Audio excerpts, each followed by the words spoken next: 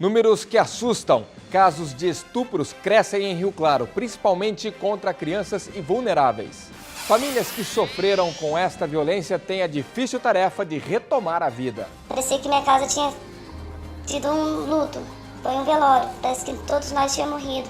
Secretaria de Saúde explica ao sistema de transporte que deve levar pacientes do terminal de ônibus para o atendimento nas carretas da saúde. Prefeitura anuncia que fará convênio com o Estado para a conclusão das obras do Fórum, que há anos estão paralisadas após grandes investimentos. Encontro de religiosos e educadores discutiu novas diretrizes para o trabalho da pastoral em todo o país. O Rio Claro Notícias desta quarta-feira começa agora.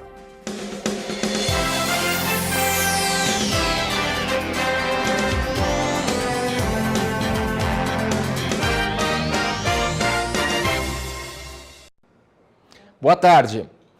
Nós começamos o Rio Claro Notícias falando sobre índices de criminalidade que têm variações de um ano para o outro. Quando as forças de segurança atuam sobre um tipo, os marginais naturalmente migram para outro e aí existe essa variação entre os números que sobem e descem ali, furto, roubo e até homicídios. Mas um que tem mantido um aumento com frequência é o estupro. É considerado hediondo, com punição até mais severa. Porém, isso parece não intimidar o criminoso. Rio Claro não foge à regra e muitas vítimas não têm nem condição para denunciar. Veja na reportagem especial preparada aqui para o Rio Claro Notícias. Todo mundo, se pudesse escolher um momento da vida para voltar, provavelmente seria a infância. Sem dores de cabeça, sem preocupações, curtindo a vida na inocência. Mas e quando essa realidade é interrompida e de maneira brutal?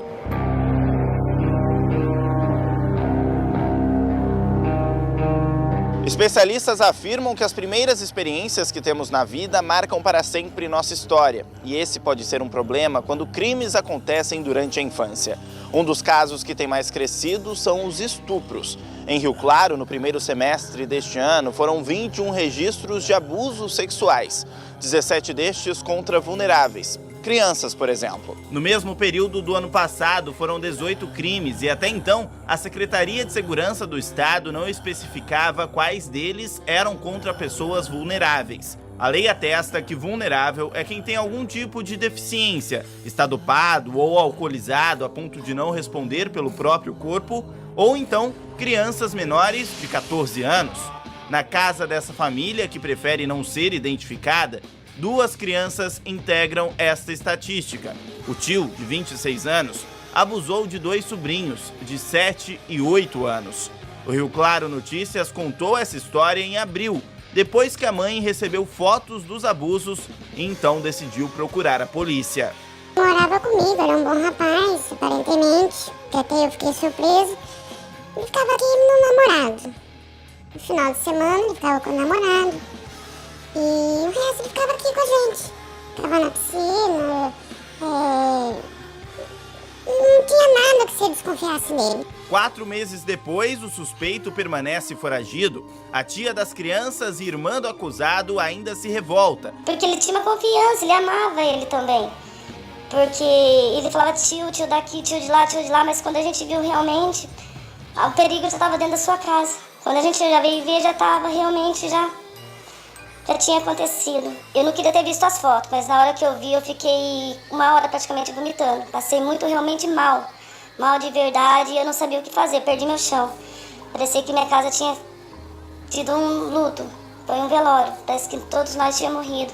Os abusos teriam se repetido durante 1 ano até serem descobertos. Hoje, as crianças e parentes passam por tratamento psicológico. Sabe, eu abraço, eu beijo, não volto, não falo nada, não pergunto nada, não quero saber de nada, mas mostrar pra ele que realmente tem pessoas ainda boas. E quando ele me abraça e fala, tia, eu te amo. Aí eu fico, sabe, eu abraço muito ele, eu beijo, eu tento não passar, sabe? Esta psicanalista afirma que o estupro faz parte de uma agressão muito mais que física. Tem uma consequência psicológica muito forte, né? Porque essa criança ela está em desenvolvimento. Então, à medida que você impede esse desenvolvimento, né, com essa postura de invasão sexual, a criatividade, a fantasia, a questão cognitiva da criança fica muito comprometida. A criança fica, às vezes, muito retraída ou agressiva, né? Ela vai ter dificuldade na escola, ela vai desenvolver atividades muito erotizadas, né, com as outras crianças e ficar com medo de adulto, principalmente do adulto, né, que foi o agressor no caso. Ela tem medo de confiar nos adultos, não quer sair de casa. Então, uma criança que vai ficando, às vezes pode ter uma dificuldade até para comer, né, para se vestir, para tomar banho. O cuidado mesmo pessoal fica comprometido. Então, ela tem vários sintomas aí que vão deixando ela mais fechada, né? A gente está falando dessas consequências no presente, mas a longo prazo outras questões podem vir, outras situações também podem aparecer? A longo prazo, essa criança ela pode desenvolver uma psicose, né? Ela pode ter uma distorção nos relacionamentos interpessoais, ou seja, de homem com homem, mulher com mulher, né? No relacionamento afetivo mesmo. Ela pode ter um comportamento suicida, ela pode se automutilar, né? Então, se ela não for tratada, né, a gente não tem como garantir a dimensão, né, desse abuso, mas provavelmente ela vai ser um adulto que vai ter alguma disfunção emocional. Provavelmente, num futuro, pode ser que ela repita esse comportamento com outras crianças quando ela for adulta.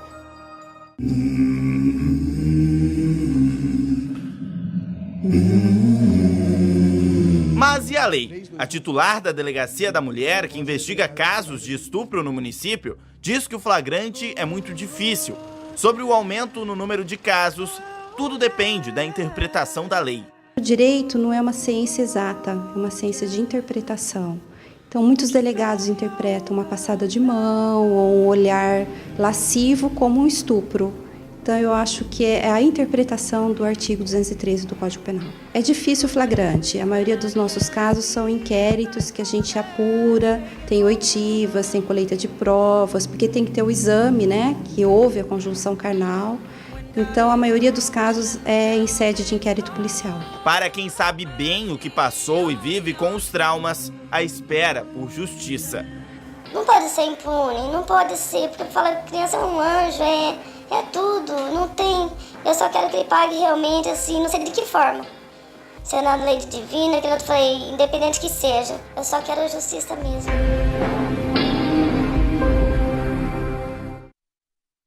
É um absurdo, né? Inimaginável esse tipo de violência. Bom, vamos falar de saúde, né? Rio Claro deve receber nas próximas semanas as carretas da saúde que vão ocupar o espaço livre aqui da Avenida Visconde para realizar vários tipos de exames. A perspectiva do governo municipal é realmente tentar zerar uma fila de mais de 30 mil pessoas para diversos procedimentos. E o outro serviço também será oferecido dentro deste mesmo projeto. A Paula Reis está com o secretário de Saúde e vai explicar melhor isso para a gente. Boa tarde, Paula. Tudo bem? Boa tarde, Paulo. Boa tarde a todos que acompanham o Rio Claro Notícias. Pois é, vai ser oferecido um serviço de transfer até o Espaço Livre, que é o local em que vão estar as carretas. Ao meu lado está o Jair Francisco, ele é secretário de Saúde. Boa tarde, Jair. Em primeiro lugar, acho que é importante a gente reforçar quando vêm as carretas e quando vai começar o atendimento. Essas unidades estarão chegando em Rio Claro dia 29, próxima semana, portanto, na terça-feira, logo pela manhã. Haverá um período ainda que precisa ser gasto para que ela seja devidamente instalada, com guindastes, com toda uma estrutura que precisa ser montada, e o atendimento vai começar no dia 20 de setembro. E esse serviço de transfer, como que ele vai funcionar? Ele vai partir da estação ferroviária em direção ao Espaço Livre. Nós estamos estudando ainda qual será o fluxo, mas neste momento será de hora em hora. Gratuitamente. Legal, secretário. E quem que vai ter prioridade nesses atendimentos? A pessoa vai poder chegar lá e ter uma consulta ou não? Como que vai funcionar?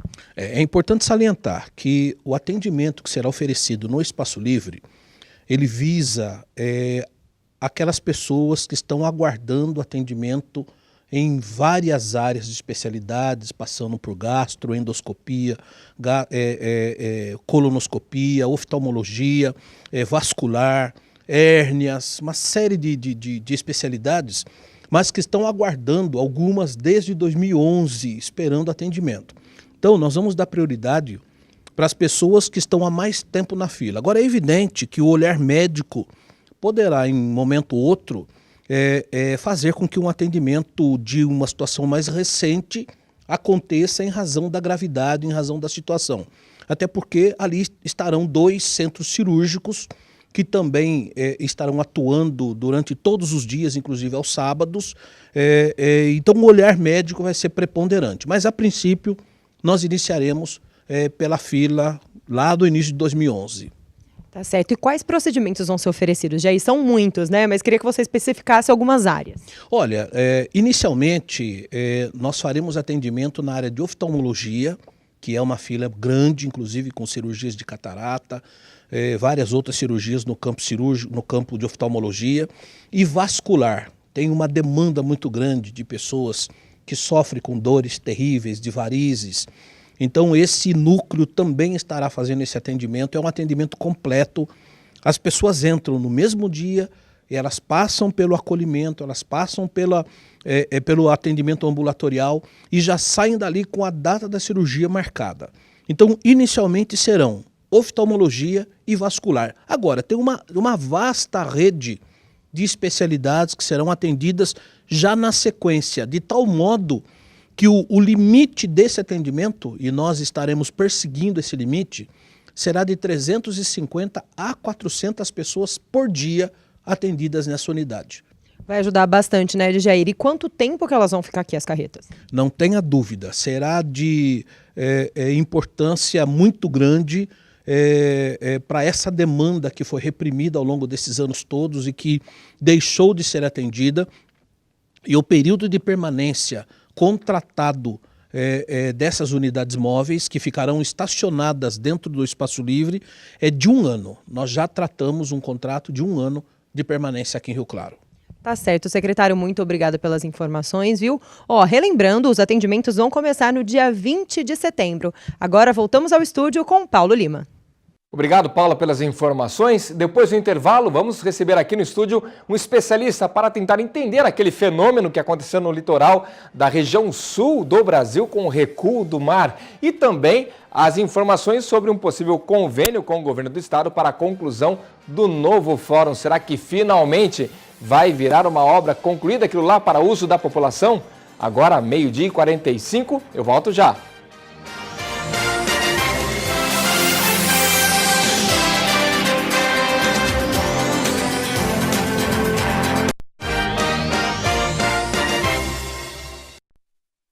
De volta com o Rio Claro Notícias, agora para bater um papo e tentar entender um fenômeno que com certeza chamou a atenção de muita gente e, aliás, deu material para muita gente também brincar nas redes sociais, viu? Comigo aqui o professor Diego Correia Maia, ele que é especialista em geografia.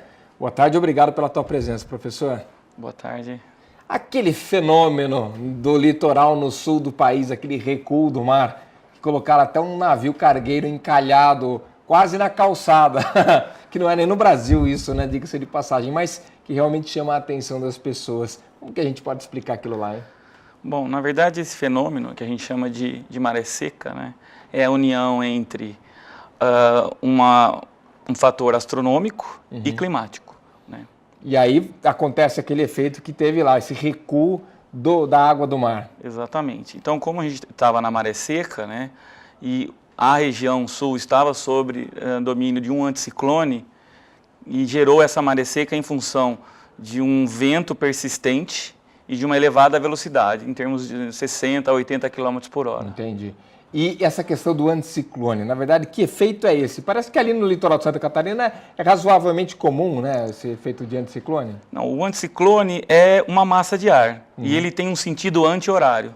E esse sentido fez com que os ventos, né, trouxessem esse recuo da água do mar. E qual que é o outro fenômeno que junto com esse deu esse efeito absurdo lá, que assustou todo mundo, né? Então, na verdade, o astronômico ele é comum, porque nós temos 2 marés cheias e 2 marés baixas durante o dia. Entendi. Então, Aí juntou o astronômico com o climático, então gerando aí um impacto enorme, principalmente nos portos, nos navios encalhados. Temos imagens desse fenômeno aí que aconteceu, que realmente chamou um pouco a atenção e claro que viraliza, como o pessoal gosta de falar nas redes sociais. E o pessoal assustou por conta, acho que dos barcos nas áreas mais rasas, né? E aí, olha a situação. Aí, todo mundo já falou, acho que a primeira palavra que saiu da maioria das bocas foi tsunami.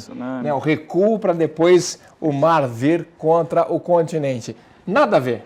Não, nada a ver. Esse fenômeno já aconteceu em 2000, então, inclusive, se vocês procurarem nas redes sociais, existe um relato de uma senhora de 60 anos que, de 10 em 10 anos, ela já presenciou esse fato. Entendi. Essa questão tem a ver também com fenômenos de aquecimento de água do mar Pacífico? Se falou um pouquinho sobre isso e uma possibilidade aí de um recuo para uma fenda e isso aí não tem nada a ver, é tudo descartável. É um fenômeno eminentemente natural.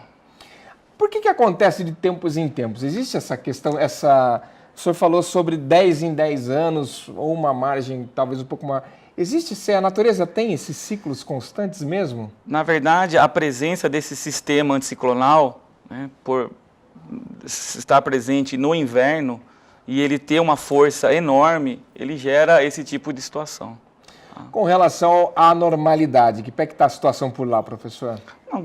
Depois que, na verdade, no dia posterior entrou uma frente fria e esse fluxo, né, oceânico já entrou no seu ritmo normal. Exatamente. Agora, uma coisa que ainda precisa ser contabilizada é o prejuízo, porque os portos tiveram realmente que paralisar, né? Não foi uma coisa suave, foi um efeito grande, né? Parece que estima-se o porto de Itajaí teve um prejuízo no dia de R$700 mil.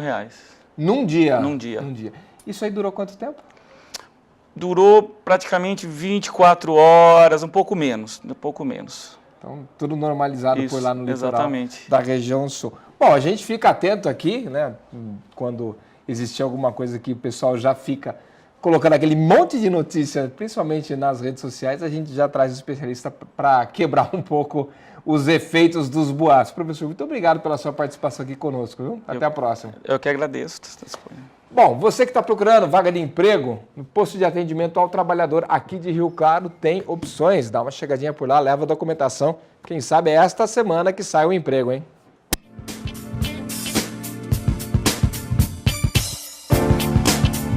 Oportunidade de emprego nesta quarta-feira para avaliador de automóveis, chefe de serviço de limpeza, mecânico de automóvel, motorista carreteiro, padeiro, pintor de obras, repositor de mercadorias, torneiro CNC, técnico agrícola e vendedor interno. Os interessados devem comparecer ao posto de atendimento ao trabalhador que fica na Avenida 3, número 536, no centro. E não se esqueça de levar o RG, CPF, carteira de trabalho e número do PIS ativo. Quem sabe é hoje, né? A Agência Nacional de Energia Elétrica, a ANEEL, definiu hoje, infelizmente, aí, reajuste nas tarifas da Electro. Para os clientes residenciais haverá um aumento no valor da conta de 10,47%. E para os grandes consumidores, como indústrias, o aumento será de 10,27%.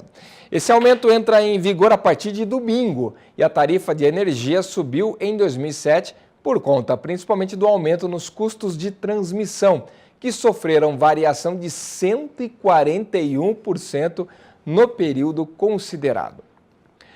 Vamos falar agora sobre uma obra já se tornou lendária aqui em Rio Claro e já levou milhões de reais para ser feita em partes e agora, naturalmente, tem um novo custo para colocar tudo no seu devido lugar. O tal do novo fórum.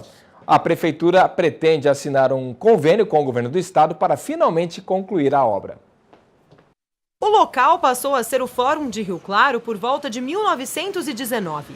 Um prédio antigo, mas principalmente pequeno, que cresceu conforme foi possível, mas acabou se tornando inadequado após tantos anos. Lá no atual Fórum, as condições são precárias, são feitos improvisos para atendimento da população, desde a permanência no mesmo lugar de testemunhas de acusação, de defesa, desde a inadequação das celas, da carceragem para a separação de homens e mulheres presos, de menores. Enfim, tudo é adaptado, tudo é improvisado para que não se pare de prestar o serviço. Em 2008 veio a promessa de uma solução. Foi o ano em que se iniciaram as obras do novo fórum da cidade em uma região em desenvolvimento. A construção, que deveria ficar pronta 2 anos depois, cresceu rápido e impressionava pela imponência.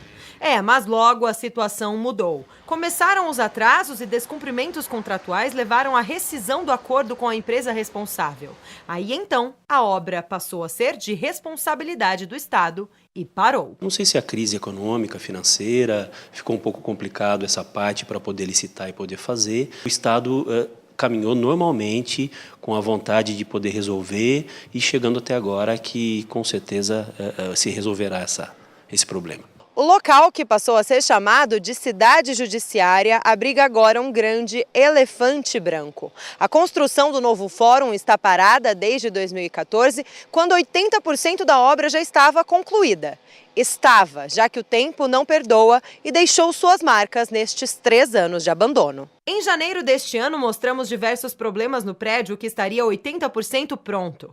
Vidros quebrados, eletrodomésticos abandonados, muita sujeira e até uma possível infiltração. Agora, as portas do novo fórum estão lacradas, mas os sinais de abandono ainda são visíveis. Fios rompidos e alguns nem estavam mais lá. As janelas continuam quebradas. Mas, segundo o procurador-geral do município, esta situação de abandono deve mudar em breve. Isso porque no dia 31 de agosto será assinado um convênio entre Estado e município que promete retomar as obras e, enfim, finalizá-las. Vai ser assinado um convênio com o Estado dia 31 de agosto próximo agora, em que o Estado arcará com 80% das obras e o município 20%. A partir da assinatura desse convênio, será aberto o processo licitatório para a contratação da construtora. Muita coisa vai ter que ser consertada após 10 anos do início das obras. A construção, que custaria por volta de 9,5 milhões de reais aos cofres públicos, agora terá um orçamento maior, 14,5 milhões de reais. O município pagará mais 1 milhão, enquanto o Estado paga os outros 5 milhões de reais restantes aproximadamente. Segundo o procurador-geral do município, a obra é prioridade e a construção deve terminar no ano que vem. Para isso, será necessário cuidar para que antigos erros não se repitam. Temos que ter cuidado na contratação da empresa. Eu acho que o edital tem que ser feito no sentido de coibir qualquer infração contratual por parte da construtora, para que não ocorra de novo um descumprimento de alguma cláusula ou do próprio contrato que possa vir a paralisar as obras.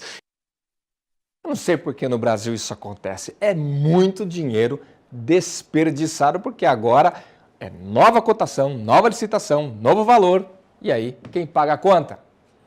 Depois do intervalo, tem a previsão do tempo e também um projeto que trouxe aqui para a cidade música, arte, tudo com uma grande carga de sustentabilidade para a criançada entender a importância da natureza. Show de bola! Daqui a pouco, 12h56, eu volto já. Quarta-feira, meio de semana, vamos ver como fica o tempo em Rio Claro e região.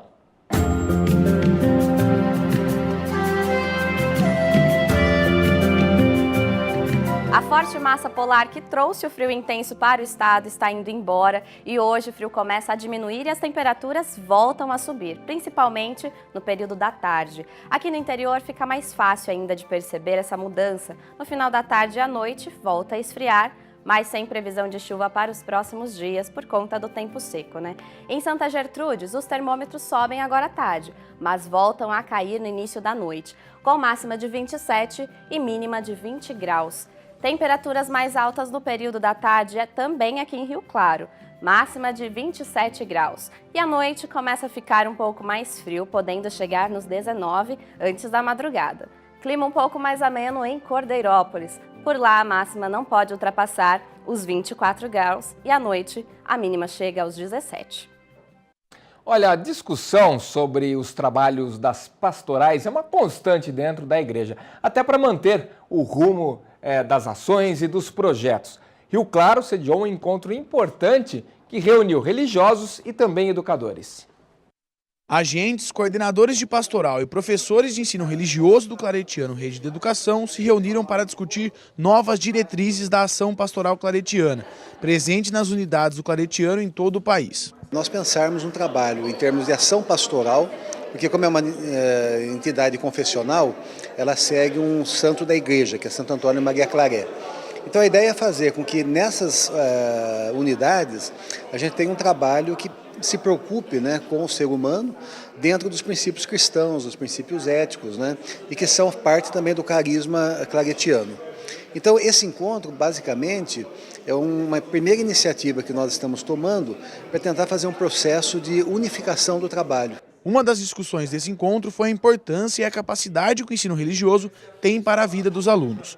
Por isso, a necessidade de encontrar uma única linguagem em todas as escolas, além da ideia de fazer cada vez mais atividades. É importante porque temos uma linguagem em rede, nós temos um carisma comum a todos, que pretende olhar com muito cuidado aos nossos alunos, à nossa comunidade educativa, e entender que o nosso colégio ele existe como meio de evangelização. As atividades que nós realizamos, ela envolve o ensino religioso, que no caso é todo um trabalho que nós estamos fazendo agora, até para pensar no material didático, e na questão da pastoral, é pensar de fato ações, né, que envolve formação, que envolve atividades na linha de projetos sociais.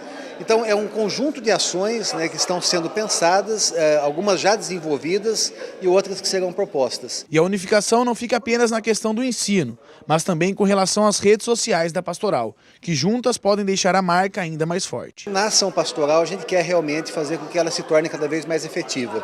Até para isso a gente tem toda uma proposta, né, de unificação do site, de fazer um trabalho no Facebook, enfim, fazer com que nas redes sociais a gente mostre também o nosso rosto, né, a nossa cara, enquanto aquilo que expressa o projeto educativo do Claretiano Rede de Educação.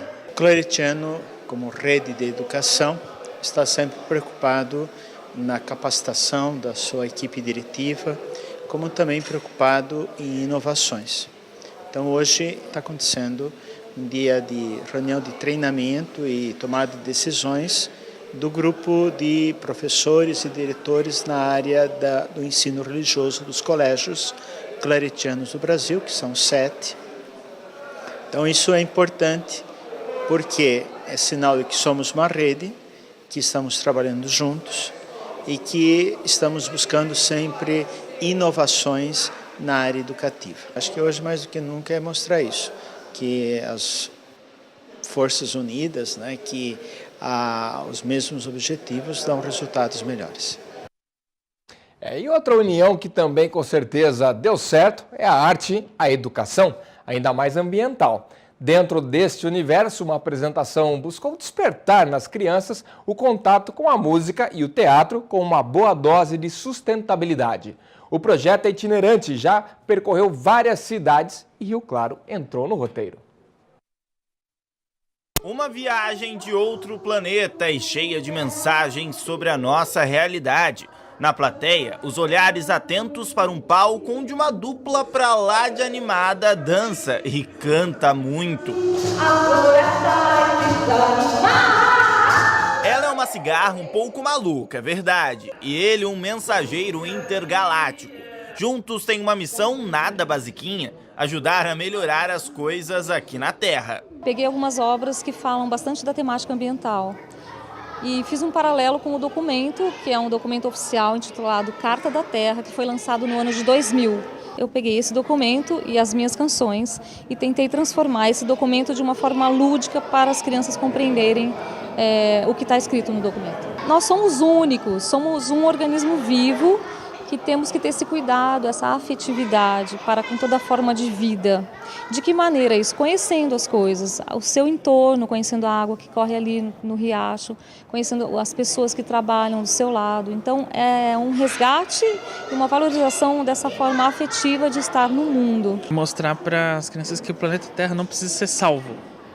Não somos nós que temos que cuidar dele, nós temos que cuidar de nós mesmos, porque o planeta vai continuar, entendeu? A gente fala de uma forma lúdica e tal, né? De uma forma que eles consigam ver que, antes de mais nada, eles são parte da natureza, né? Para isso, tem vários instrumentos musicais, todos reciclados, e também letras inspiradoras, além daquele velho e conhecido entusiasmo. A todo momento, o público é convidado a participar e eles se esbaldam. O projeto começou em 2011 e esse ano acontece uma espécie de segunda etapa, uma releitura mais teatral e interativa. Desde maio, a companhia realiza várias apresentações em cidades do estado de São Paulo e em Rio Claro serão 10 delas para crianças de escolas públicas. A promessa é de um grande resultado, tanto para os estudantes como também para toda a comunidade. Bem legal. Ando de várias coisas da terra, por causa que não é para poluir a água. Foi legal, gostei muito. Não pode poluir a água, não matar as florestas. Essas coisas que não pode. Eles participam, né? Eles estão participando da apresentação. Então entra melhor na cabeça deles para eles poderem estar passando para os pais, para os irmãos, para toda a família. Vai multiplicando, vai um passando para o outro e vai colocando mais gente. O musical é desenvolvido em parceria com empresas que custeiam as apresentações. Em Rio Claro, o apoio foi feito pela Tigre. A Ana tem mais de 30 anos como artista profissional e junto com Elias, estreante nos palcos como ator, coleciona experiências positivas. Várias coisas que a gente vai perdendo durante a vida, né? Contato de novo com a criança, assim, a gente vai repensando e vai se emocionando também com o trabalho. Tem uns olhares que cantam a sua canção, que olham, que querem tocar os instrumentos. Então isso a primeira resposta é maravilhosa. E tem o depois também, né? As crianças vêm abraçar, isso é maravilhoso. Tem que elas escutaram o material antes também, os professores às vezes divulgam antes do espetáculo e aqui elas já chegam afiadíssimas para compreender os textos das letras, as melodias. Dá um orgulho, né? Dá uma felicidade interna bruta. Mas quem é você, afinal? Eu sou o mensageiro intergaláctico! É isso aí, muito bacana o projeto, muito boa a iniciativa. Rio Claro Notícias fica por aqui. Na cola, jogo rápido. Samir está no vestiário lá, deixando tudo em ordem. E eu volto amanhã às 7h30 da manhã com o Acorda, claro que contando com você. Até lá.